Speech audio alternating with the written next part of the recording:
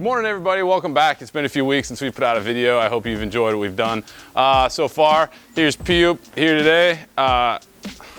Bonjour, Pioop. You guys probably saw the video about him. He's been crazy busy this past few weeks working. Right now, he's just finishing up the windows that are gonna be going into the Brooder house later today. He's got to finish welding on those. So we've got a ton of stuff going on. What I want to do right now today is I'm gonna just walk around a little bit and show you guys everything that we have going on and that's been going on for the past few weeks. Our silo.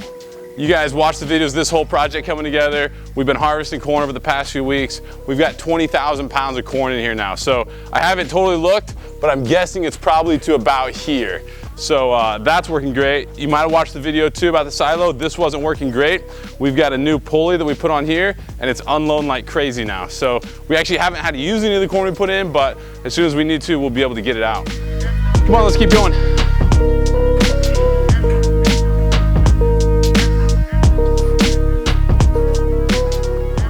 One of the projects we did the past few weeks is we got this truck and the bed of it was literally rusting through, so we couldn't even like haul sand or gravel in it. So the guys welded a whole new bed in it and it's crazy solid now. So now this truck is way more useful.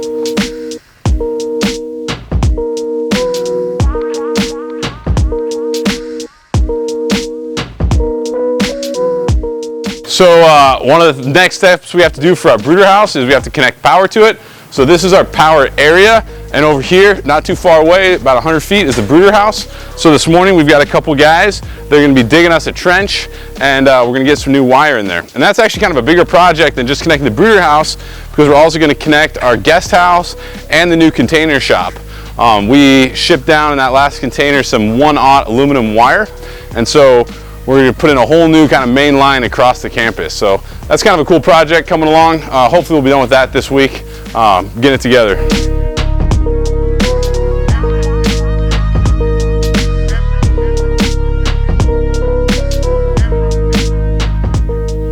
Check out the brooder house, guys. It looks so good. The guys have been putting the finished layer of concrete on it. And so now in a few weeks, we'll be ready to paint this thing. If we come inside, we've got these awesome doors now. We've got a little double door action here, so that way we can open it up and check on the chickens, but the chicks can't all come out.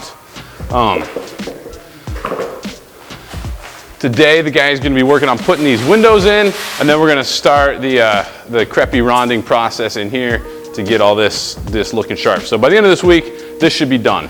After that's done, we're gonna put a ceiling on about half of this and then start running all the electrical and plumbing lines. So really within a few weeks, we'll be having chickens in here. So I'm super excited about that. Check out this tiny little moringa tree. You just can't kill these things. Before we had the brooder house here, I had kind of a garden of moringa trees, and we had to take a lot of them out in order to make space for the brooder house.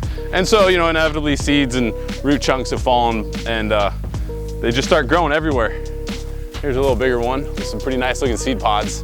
These are actually moringa pecan ones that are known for super long seed pods.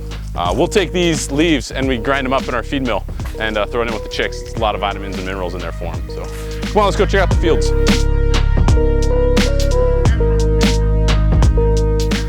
So last week we had some good weather. We came in here with the disc. We got everything disced up once or twice again, and the soil just looks really nice and fluffy. Really, it's coming along.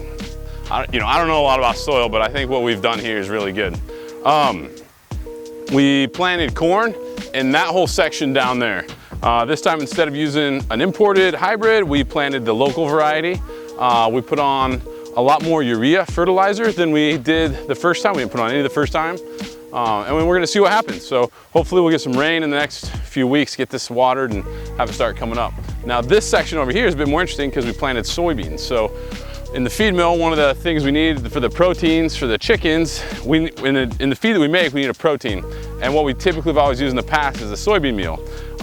That has to be imported. It comes from probably South America into the Dominican and then over to Haiti. So we're just kind of trying some different trials of seeing how and if we can grow some soybeans. So we tried to plant it with our tractor and planter here, but way too many soybeans were falling out. And we have the right plates, but I think maybe the gear ratio was off a little bit. So we ended up planting it by hand. we'll see what happens. I'm excited for it to start popping up. This was the first calf that was born on our farm, and since he was standing right here next to the fence line, I figured I should shoot a little video of him. He's growing super well. He's really filled out a lot better than you see a lot of cows around here. So we'll probably give him another 6 months or so, and then we'll make some cheeseburgers. So I figured I'd come over here and check on the chicks. These guys are about 3 weeks old, and unfortunately this is our next group that we have to butcher. So we're still probably about 4 weeks away from butchering, which is a bit of an inventory management issue for us because our freezers are almost empty. There was just kind of a blip in the supply chain of getting chicks in, and so we weren't able to get any until we got these ones. But we've got our next set of chicks coming hopefully this week. So they'll be about 3 weeks behind these guys, which is kind of always our target. So they look really good. They're developing really good, really low mortality. I think they definitely enjoy our local feed more than our imported stuff. They really seem to devour it. So it's good to see them out here on some good looking grass.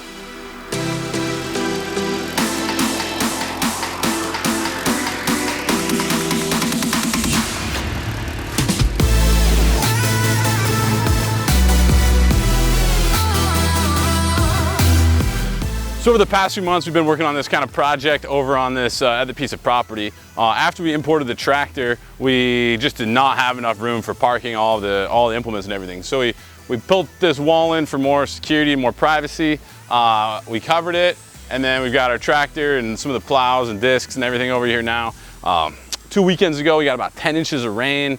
And then just on a daily basis, we've got the Haiti sun beating down on us. So having our equipment protected, I think will guarantee that it lasts quite a bit longer. So we've still got a bunch more rock to bring in and kind of fill that out around here, but we'll get working on that.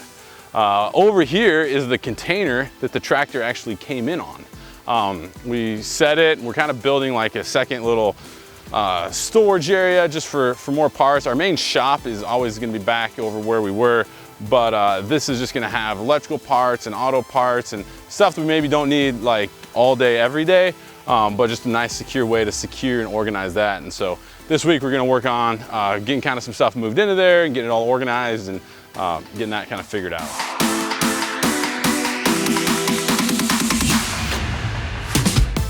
If you've been enjoying these videos, please make sure you've subscribed, liked.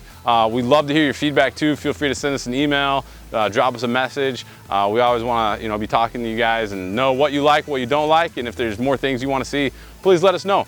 So thank you, and I hope you enjoyed this video. Talk to you later. Bye.